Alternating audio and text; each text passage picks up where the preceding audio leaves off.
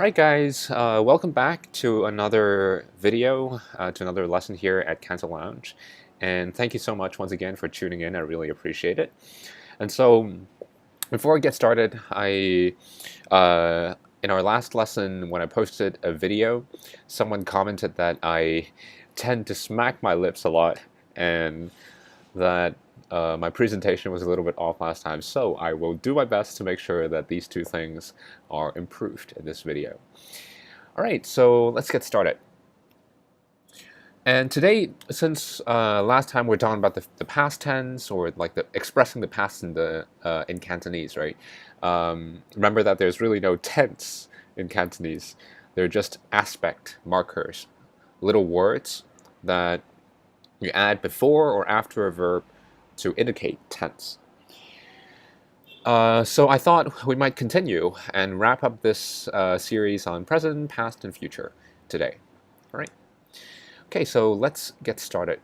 So unlike the past, where there are quite a few ways to express that, there are really only two ways to express the future, right? And similar to last time, the first, I guess, pattern that we're going to have a look at would be adverbs. And you'll find that today is a fairly short lesson in comparison because there aren't that many patterns. There's just two, and we're just going to be looking at some examples of using that. The application is fairly straightforward, but as with learning any other grammar principle in Cantonese or any other language, the difficulty or the bulk of the time isn't really spent in understanding the particular grammar rule or pattern. It's actually in trying to apply it or to gain an intuition in terms of the cases, the places where that particular grammar principle is used. Okay. So hopefully the use of examples will help with that. Anyway, I digress again. So pattern one, adverbs. Like with last time, you can use adverbs to indicate the future. And when you do that, you can forget about adding the aspect marker that we're going to discuss later. Okay, so we're just going to have a look at 5 examples of adverbs that point to the future. All right, number 1, for example, we have 到時. So you can say something like 到時先再講啦. 到時先再講啦. So let's talk about it then. 到時 means then or at a later time. Number 2, we have 陣間. I think this should be a little bit more familiar to everyone. 陣間 means later. So like a brief moment later. 我陣間繼續同你解釋. 陣間繼續同你解釋. So maybe you're helping, I don't know, the neighbor's kid with his homework and whatnot, and you have to grab some lunch. And you might say, 我食完飯陣間繼續同你解釋. I'll continue explaining this to you later.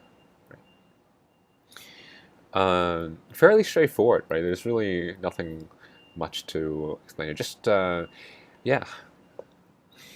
Okay, so 我哋下個月開始請人，而家真係好缺人手。我哋下個月開始請人。而家真係好缺人手. So just one thing to do with pronunciation here. This is pronounced 請, not 請. Right? The character before ya. So it can be pronounced 請, but that's like please, and that's used in a written more written context. Or when you want to mean, well, not written context per se, excuse me, but when you want to say please. 請你嚟呢度. Please come here. Then you would say 請. Or maybe you might say 有請. When you're at an award ceremony or something and you're saying, we have, these guests here. The English phrase escapes me for now, but if you're the host and you're kind of like inviting the people up, passing on to the next host or the people you're going to invite up on stage, you can say 有請. But here, 請 means to hire, right? So just be careful of that. And so this means we're gonna start hiring folks next month. Oh, I made a typo there. Excuse me. We're really lacking manpower now, right? Okay, moving on. 之前錯咗唔緊要嘅，由而家開始下定決心，唔好再錯就得㗎啦。之前錯咗唔緊要，由而家開始下定決心，唔好再錯就得㗎啦。So 由而家開始 means from now on. It's a very useful expression. Still remember when I learned how to say from now on in French. Désormais. Anyway, so it means it's okay to be wrong before. Just promise to never commit the same mistakes again from now on. Okay. 下定決心 is a good expression. 下定決心 means like to make a commitment, you know, to do something or to not do something, right? 錯 here means it could be used as a verb. 錯 means to make a mistake, to be in the wrong. So, right, and finally we have this. 呢篇文章 excuse me, 要睇幾次先至明白個作者嘅思路㗎。呢篇文章要睇幾次先至明白個作者嘅思路㗎。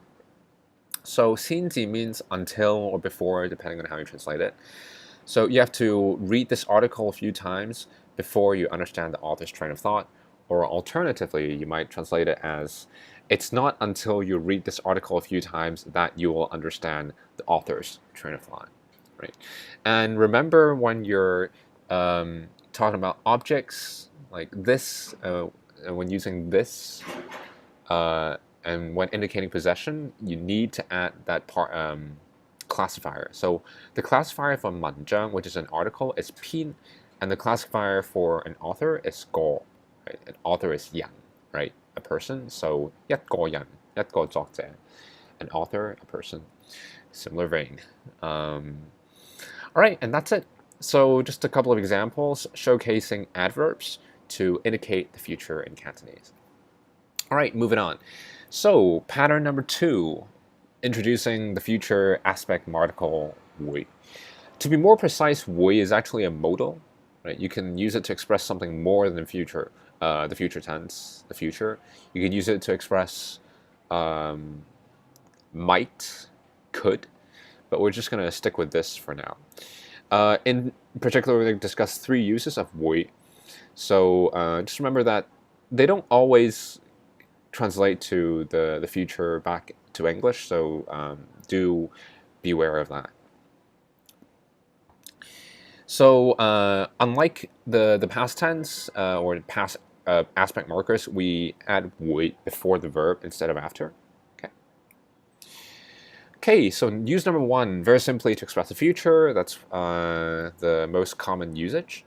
So for example, you might say 我下個月大概25號或25號左右會去三藩市探啲親戚同埋朋友。我下個月大概25號左右會去三藩市探啲親戚同埋朋友。So I'm probably going to go to San Francisco around the 25th-ish next month to visit family and friends. Okay, nothing horribly exciting here, but gets the job done.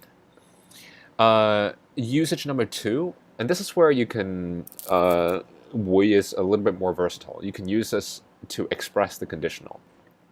So for example, you might say, 就算佢係億萬富翁，我都唔會睬佢咯。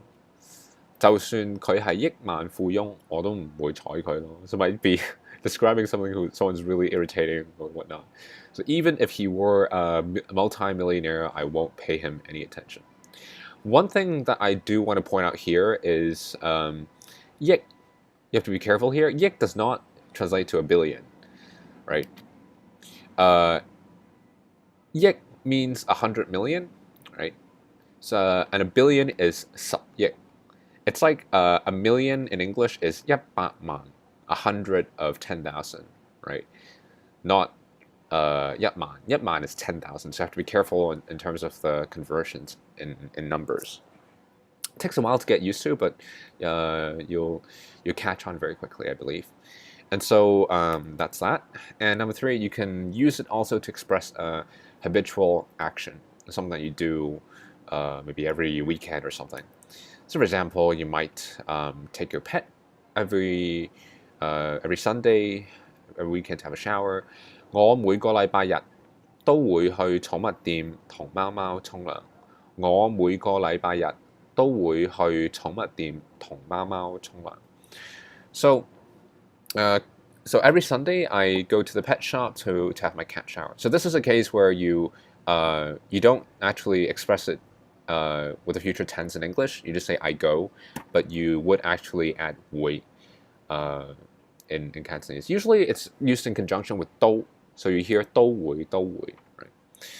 Okay, so just a couple more notes here. 同 means together with. But here, you're not really showering together with your cat. You're actually just taking your cat to have him or her showered, right? So this is just be careful. It doesn't necessarily need to be interpreted that literally, right? And Mao Mao, you might be wondering, why would you say Mao Mao when Mao standalone means cat? Well, Mao Mao sounds a little bit cuter, so when you're referring to something cute like cat, then you might want to duplicate. All right, and I think that's pretty much. Oh, last note, we have negating 會. Negating 會 is very simple. I think we've actually looked at an example already. You simply say 唔會, and that's it. It's about as simple as it can possibly get.